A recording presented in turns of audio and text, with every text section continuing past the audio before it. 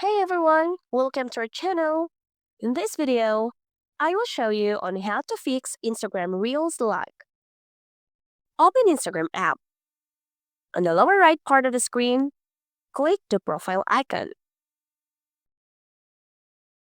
Scroll down a little bit and click on data usage and media quality. Make sure that the data saver is off, then switch on this upload at highest quality.